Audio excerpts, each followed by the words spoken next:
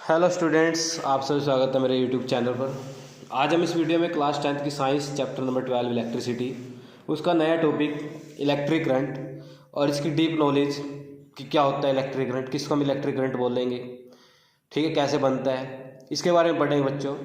अगर आज अब तक आपने याद किया इनको सिर्फ डेफिनेशंस को, आज हम समझेंगे कि इनका फिजिकल मीनिंग क्या होता है, आप कैसे हमेशा के लिए याद रख सकते हैं ज़िंदगी भर, आप ताकि ना भूलें इसको। तो देखिए स्टार्ट करते हैं। मैंने आपके सामने डेफिनेशन लिखी हुई जो बुक में लिखी हुई है। The flow of charge through a conductor per unit time is called electric current. इस बात का मीनिंग क्या होता है, मैं आपको मीनिंग समझाने वाला हूँ बच्चों।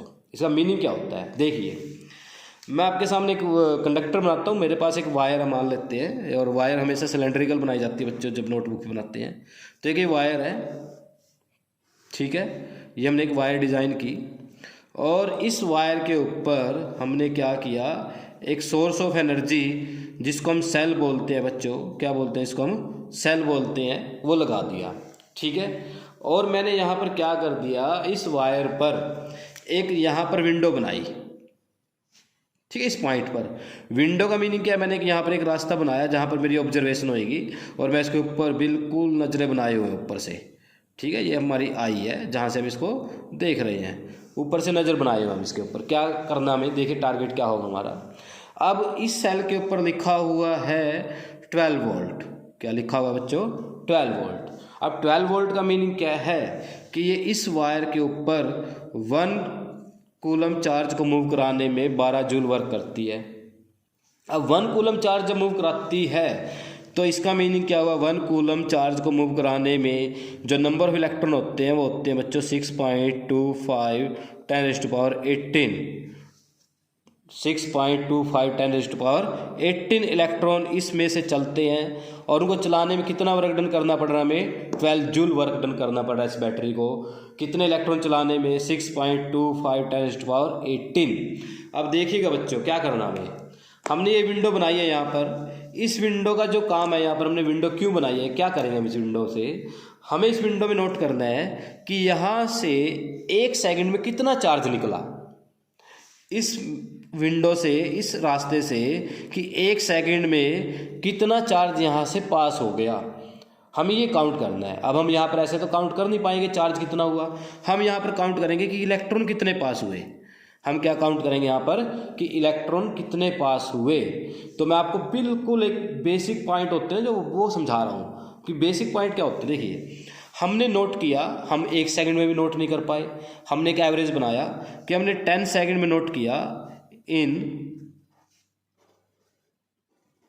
10 सेकंड्स नंबर ऑफ इलेक्ट्रॉन जो यहाँ से पास हुए वो आ गए बच्चों, मान लो 6.25 10⁻18 ना, नहीं है, थोड़ा सा इसको इंक्रीज कर दो, कुछ भी बना दो यहाँ पर, आप बना दीजिए यहाँ पर, आप बना दो 36।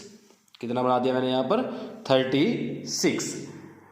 मेरी बात समझ में आई बच्चों कि 10 सेकंड में यहाँ से कितने इलेक्ट्रॉन निकले, इतने इलेक्ट्रॉन निकले, ठीक है, क्लियर। अब हमें पता है कि 1 कूलम के लिए कितने इलेक्ट्रॉन होते हैं, ये इलेक्ट्रॉन होते हैं, ठीक है। अच्छा एक बात और, 1 सेकंड में कितने होंगे बच्चों, 1 सेकंड में कितने नंबर ऑफ इलेक्ट्रॉन पास हुए, 6.25 10⁻36। इसको 10 से डिवाइड करूँगा तो ये 10⁻36 है, तो डिवाइड हो कितना बचेगा, 10⁻25 रह जाएगा बच्चों, 6.25 10⁻35। अब मेरे को पता है कि 6.25 10⁻18 में 1 कूलम बनता है। हमने नोट किया 6.25 10⁻18, तो ऐसे लिख लिया एज इट इज़, और इसके साथ लगा दिया 10 बेस सेम है, पावर ऐड होती है तो 17 बचेगा। ये 10⁻35 है ना, 18 अलग कर दिया और 17 अलग कर दिया, 18 अलग कर दिया और 17 अलग कर दिया। अब इसकी अमाउंट कितनी होती है बच्चों, इसकी अमाउंट है 1 कूलम, और इसको 10⁻17 से मल्टीप्लाई करेंगे तो इसका मीनिंग क्या होगा, क्या बन गया हमारे पास, एक नंबर आ गया 10⁻17 × 1, और साथ में क्या आ गया, कूलम। तो ये चार्ज हमारी वायर में से 1 सेकंड में पास हुआ, और इसी चार्ज को हम क्या बोलते हैं, इलेक्ट्रिक करंट बोलते हैं बच्चों। इसी को क्या बोलते हैं हम, इलेक्ट्रिक करंट बोलते हैं। तो कितना करंट पास हुआ यहाँ से, तो हम लिखेंगे करंट थ्रू वायर कितना बना, वो बना 10⁻17। अब कूलम तो चार्ज की यूनिट होती है, करंट की यूनिट बदलेगी, करंट की यूनिट बनेगी एम्पियर। क्या बनेगी? एम्पियर। ठीक है बच्चों, तो ये इसका एक प्रैक्टिकल मीनिंग है। क्या होता है कि आपकी वायर में से कितने नंबर ऑफ इलेक्ट्रॉन निकले। अब हमें अगर नंबर ऑफ इलेक्ट्रॉन पता है तो हम उसका चार्ज बना सकते हैं। अगर आपको ये मेथड नहीं पता कोई बात नहीं, मेरे को पता है कि एक इलेक्ट्रॉन पे कितना चार्ज होता है। एक इलेक्ट्रॉन पे होता है बच्चों 1.6 × 10⁻⁻19 कूलम। अब मान लो कोई कह देता है 10 इलेक्ट्रॉन पास हुए, तो ठीक है भाई 10 इलेक्ट्रॉन पास हुए हैं तो हम क्या करेंगे 10 × 1.6 × 10⁻⁻19 कूलम मल्टीप्लाई हो क्या आ जाएगा। हम चार्ज बना सकते हैं अगर हमें पता है नंबर ऑफ इलेक्ट्रॉन कितने हैं, क्योंकि हमें एक इलेक्ट्रॉन का चार्ज ही पता है। हमें ये भी पता है कि एक कूलम में कितने इलेक्ट्रॉन होते हैं, हमें सब कुछ पता है। अगर हमें सब कुछ पता है तो फिर हमें रट्टा क्यों मारना पड़ता है बच्चों? रट्टा नहीं मारना है बिल्कुल भी, इसको समझ के करेंगे। तो देखिए भाई, तो चार्ज की यहाँ पर आपको डेफिनेशन समझ में आ गई क्या होती है कि 1 सेकंड में किसी भी कंडक्टर में से कितना चार्ज पास हुआ, उस चार्ज को क्या बोला जाता है? Electric current.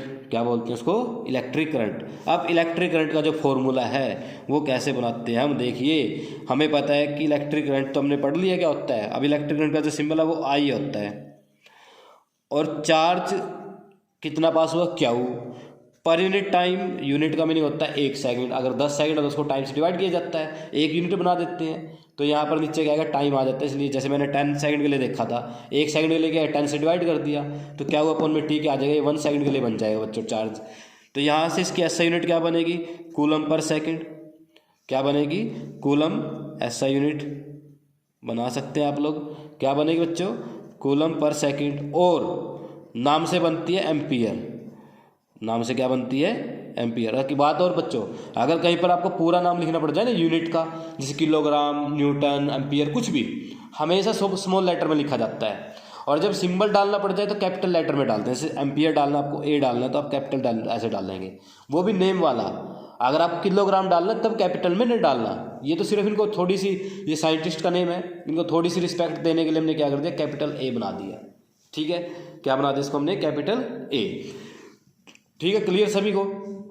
अगर आपसे कोई पूछ ले डिफाइन 1 एम्पियर, अब आपके लिए बड़ा चुटकियों वाला खेल हो गया, चुटकियों वाला, कि 1 एम्पियर को डिफाइन करना है।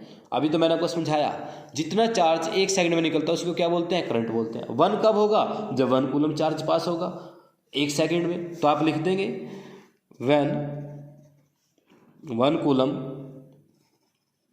Charge passed through a conductor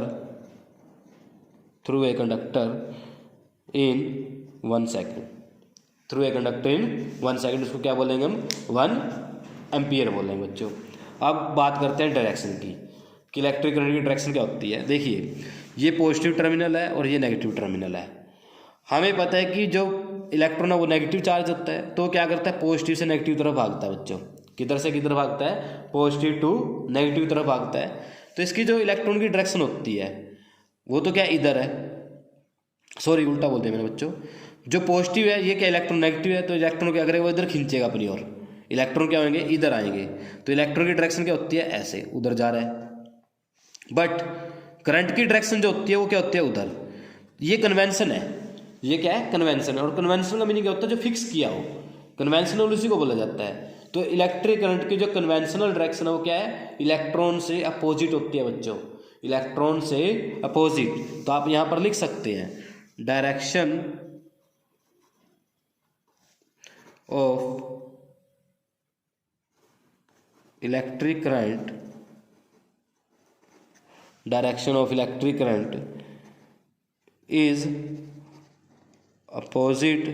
देखिए मैं इलेक्ट्रॉन नहीं लिखूंगा यहां पर, इज अपोजिट टू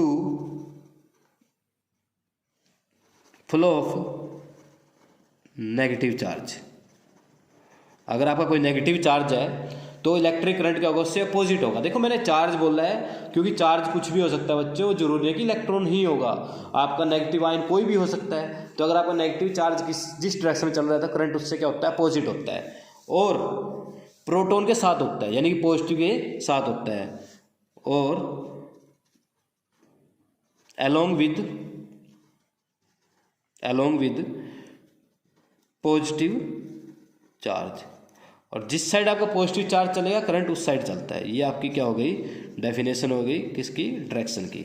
अब अगर कोई 1 मार्क्स से पूछे आपसे कि आपका जो इलेक्ट्रॉन है, जैसे बोल दिया A to B, इलेक्ट्रॉन किधर है, A to B, तो what is the direction of electric current, B to A, ऐसे लिखना आपने। तो ये आपका बच्चों टॉपिक था इलेक्ट्रिक करंट का। अब रटना मना है, रटना नहीं है। अगर आप रट्टा लगाओगे तो आप अभी भी अगर नहीं समझ पा रहे तो आपको दिक्कत है, ठीक है। आपके थोड़ा सा आपको अपने ऊपर काम करना पड़ेगा बच्चों, तो इसलिए रटना नहीं है, अब रटना बंद कर दीजिए और इसको अच्छे समझे। ओके बेटा, अगर आपको वीडियो अच्छी लगी है तो लाइक कीजिए, शेयर कीजिए, दूसरे बच्चों को बताइए उनके साथ। और चैनल अगर आपने सब्सक्राइब नहीं किया तो अगर आप चैनल पे नए हैं तो आप सब्सक्राइब कर लीजिए। आपके लिए बहुत कुछ है इस चैनल पे आपको देखने को मिलेगा। टाइम टू टाइम वीडियो डलती रहती है बच्चों, ठीक है। और इस चैप्टर की पूरी आपको मैंने NCERT एक्सरसाइज सॉल्व करवाई हुई है, वो आपको डिस्क्रिप्शन में लिंक मिल जाएगा बच्चों। ओके बेटा, मिलते हैं नेक्स्ट वीडियो में। Thank you for watching.